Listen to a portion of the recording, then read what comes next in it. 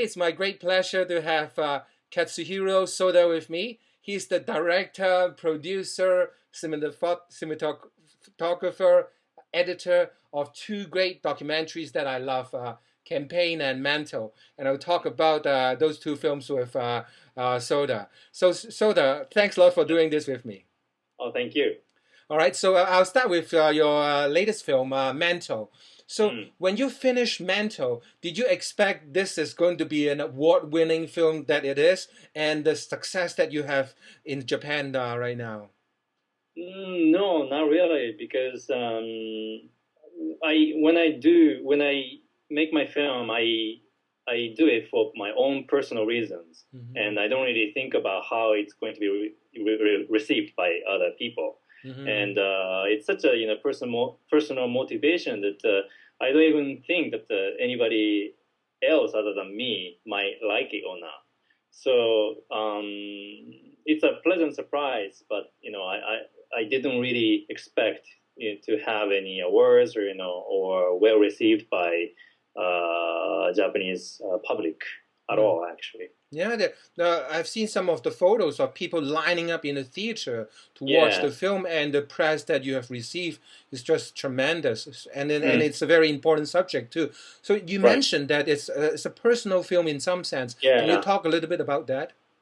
Well, yeah, I personally got interested in this subject of mental illness Hmm. because I myself, suffered a little bit of mental disorder when Oh, I really? was about 20 years old, Hmm. and that gave me a perspective that actually changed my perception towards the illness, like 180 degree, because I thought I had nothing to do with that kind of disease. Hmm. I thought, somebody from other planet might become mentally ill, but Hmm.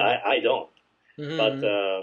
I was obviously working too hard, and I got burnout, and I had to consult a doctor, and so that kind of changed my perception about the mental illness, and I got interested in the subject, and when you look around in Japan, especially, there are so many people who are suffering mentally and psychologically, and I thought it was a really big epidemic right now in Japanese society, at least, or modern society in general, and so that's why I wanted to make this film, but. No, it's so personal to start with, and but because it has some sort of universal Stigma, problem. right? Yeah, Yeah, yeah. yeah, yeah. It's a problem throughout the most cultures, actually, not only in Japan but also in Europe or in Asia or in America. Mm. Mental illness is stigmatized, and a lot of people are suffering it, and they can't even talk about it Wow. because of the stigma. Yeah. So in a sense, it's really brave for you to actually expose Mm. yourself in the Right. process of making the film, and then I guess telling people about this yourself. Yeah, yeah. I mean, I didn't think I was brave when I started filming it. Actually, some people told me, "Oh, you're brave to do that," and I wasn't sure what they meant because I was just following my interest. I was Mm-hmm. trying to pursue my interest, and I was trying to make a good movie.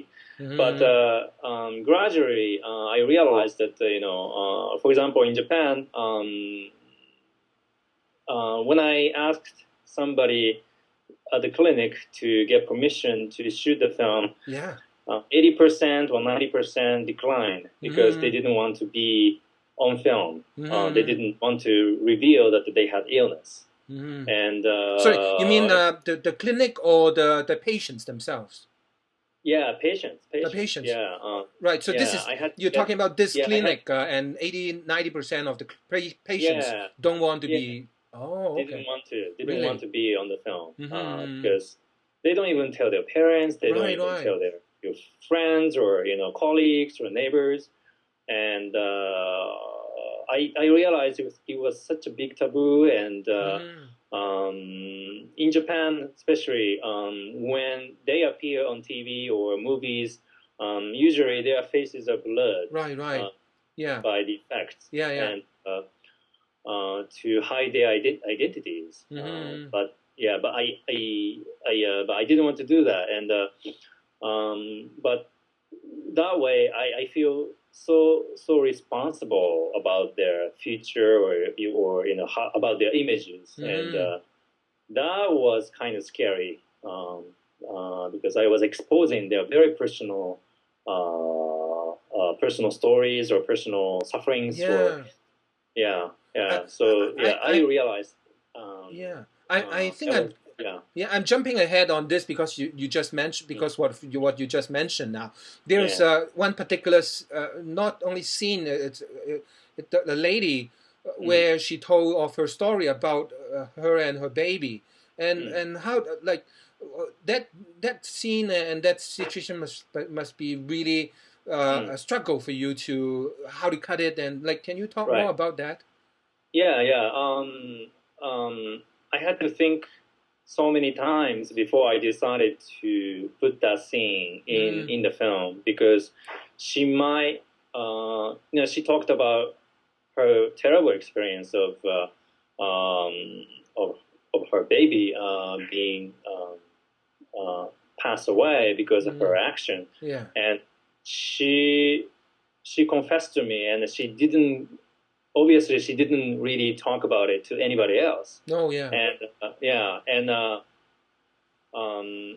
she did it because she wanted to talk about it, but at the same time I was wondering if she will be exposed to some kind of criticism or discrimination or attacks, right? Or even trouble with the police. Yeah. I mean, I was sure that the problem with the police was over. Oh really? But good. From the public, you never know, because in a regular tabloid environments, her action could be just painted as just evil, evil, devil kind of action, and I wasn't sure if I was, I could be responsible for anything, that might happen to her. Right. She might even commit suicide. Yeah, you feel the responsibility if something really bad happened after the film. Unfortunately, I guess nothing happened. So I had to think about it so hard before I decided to put it in. But when I did so, I thought she had a reason to talk about it, and it could be some sort of opportunity for her to face this action she did in the past, and also the way if I could depict the whole scene in wholesome way, like without chopping it off. Right. In a big picture way. Right. I mean, if I chose to use only the most sensational part I see. of the scene, I feel morally wrong.